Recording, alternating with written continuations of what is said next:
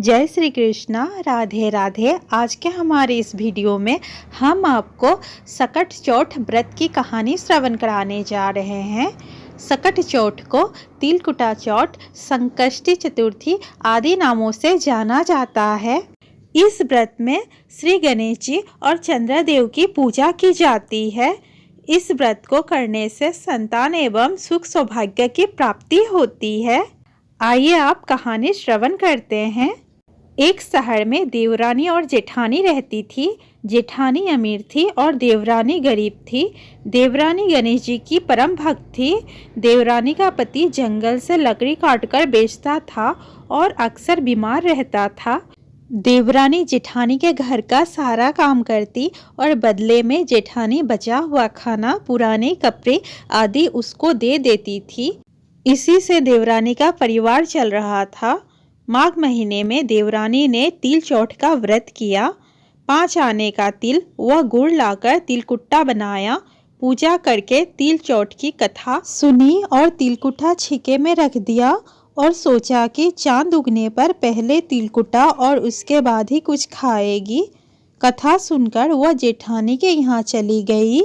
खाना बनाकर जेठानी के बच्चों से खाना खाने को कहा तो बच्चे बोले, माँ ने व्रत किया है और माँ भूखी है।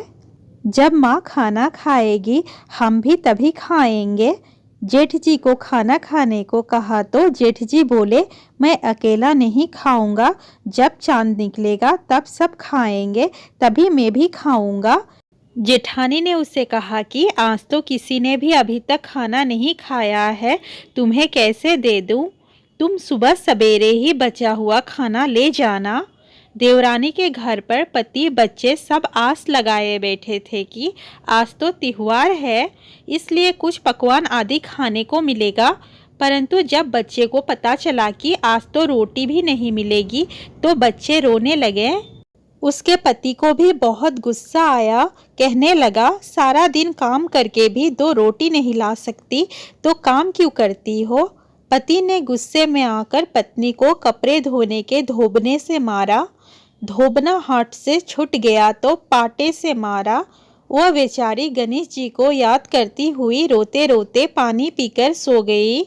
उस दिन गणेश जी देवरानी के सपने में आए और कहने लगे, धोबने मारी, पाटे मारी, सो रही है या जाग रही है? वह बोली, कुछ सो रही हूँ, कुछ जाग रही हूँ। गणेश जी बोले, भूख लगी है, कुछ खाने को दे। देवरानी बोली, क्या दूँ? मेरे घर में तो अन्न का एक दाना भी नहीं है। जेठानी बचा खुचा खाना देती थी, आज वह भी नहीं मिला। पूजा का बचा हुआ तिलकुटा छिके में पड़ा है, वही खा लो। तिलकुटा खाने के बाद गणेश जी बोले, धोबने मारी, पाटे मारी, निपटाई लगी है, कहाँ निपटे? वह बोली, यह घर पड़ा है, जहाँ इच्छा हो वहाँ निपट लो। फिर गणेश जी बच्चे की तरह बोले, अब कहाँ पोंछूं? नींद में मग्न अब देवरानी को बहुत गुस्सा आया कि कब से तंग किए जा रहे हैं। सो बोली, मेरे सर पर पोंछो और कहाँ पोंछोगे?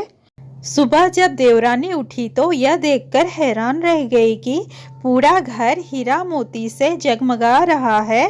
सिर पर जहाँ विनायक जी पोंछने कर गए थे वहाँ हीरे के टीके व बिंदी जगमगा रहे थे। उस दिन देवरानी जेठानी के यहाँ काम करने नहीं गई। बड़ी देर तक राह देखने के बाद जेठानी ने बच्चे को देवरानी को बुलाने भेजा। जेठानी ने सोचा, कल खाना नहीं दिया इसलिए शायद देवरानी बुरा मान गई है।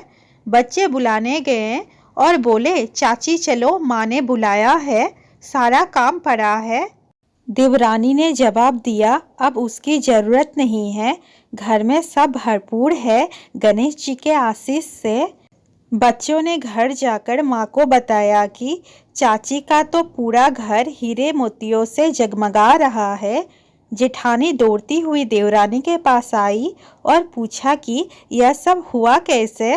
देवरानी ने उसके साथ जो हुआ वह सब कह डाला। घर लौटकर जेठानी अपने पति से कहा कि आप मुझे धोबने और पाटे से मारो। उसका पति बोला कि भली मानस, मैंने कभी तुम पर हाथ भी नहीं उठाया, मैं तुम्हें धोबने और पाटे से कैसे मार सकता हूँ? वह नहीं मानी और जिद करने लगी। मजबूरन पति को उसे मारना पड़ा। उसने ढेर सारा घी डालकर चूरमा बनाया और छीके में रखकर और सो गई।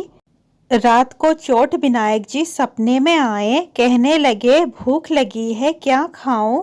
जिठानी ने कहा, हे गणेश जी महाराज, मेरी देवरानी के यहाँ तो आपने सूखा तिल कुट्टा खाया था। मैंने तो झरते घी का चूरमा बनाकर आपके लिए छीके में रखा है। फल और मेवे भी रखे हैं, जो चाहे खा लीजिए। बाल स्वरूप गणेश जी बोले, अब निपटे कहाँ? जेठानी बोली, उसके यहाँ तो टूटी फूटी झोपड़ी थी, मेरे यहाँ तो कंचन के महल है, जहाँ चाहो निपटो। फिर गणेश जी ने पूछा, आप पोछू कहाँ? जेठानी बोली, मेरे ललाट पर बड़ी सी बिंदी लगाकर पोछ लो। धन की भूखी जेठानी सुबह बहुत जल्दी उठ गई। सोचा घर हीरे जवाहरात से भर चुका होगा, पर देखा तो पूरे घर में गंदगी फैली हुई थी। तेज बदबू आ रही थी। उसके सिर पर भी बहुत सी गंदगी लगी हुई थी। उसने कहा, हे गणेश जी महाराज, यह आपने क्या किया? मुझसे रूठे और देवरानी पर टूटे। जेठानी ने घर की सफाई करने की बहुत ही कोशिश की, परंतु गंदगी और ज़्यादा फैलती गई।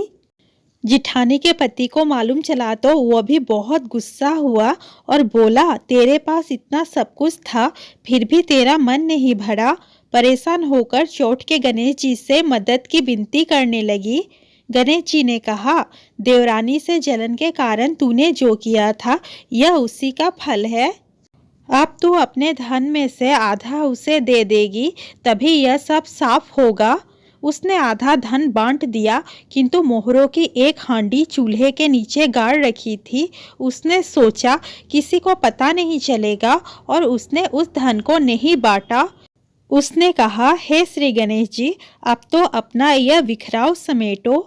वे बोले, पहले चूल्हे के नीचे गाड़ी हुई मोहरों की हांडी सहित टाक में रख दो, सुई के भी 2 हिस्से कर। इस प्रकार श्री गणेश जी ने बाल स्वरूप में आकर सुई जैसी छोटी चीज का भी बंटवारा किया और अपनी माया समेटी। हे गणेश जी महाराज, जैसे आपने देवरानी पर कृपा की, वैसे सब पर करना। कहानी कहने वाले, सुनने वाले व हुंकारा भरने वाले सबकी मनोकामनाएं पूर्ण करना। किंतु जिठानी को जैसी सजा दी, वैसी सजा किसी को मत देना। पीहर में सुख सौभाग्य देना, ससुराल में आपसी प्रेम देना। बोलिए गणेश जी महाराज की जय, चौठ माता की जय। दोस्तों, वीडियो अच्छा लगा हो तो प्लीज़ वीडियो को लाइक, शेयर और चैनल को सब्सक्राइब करना ना भूलें।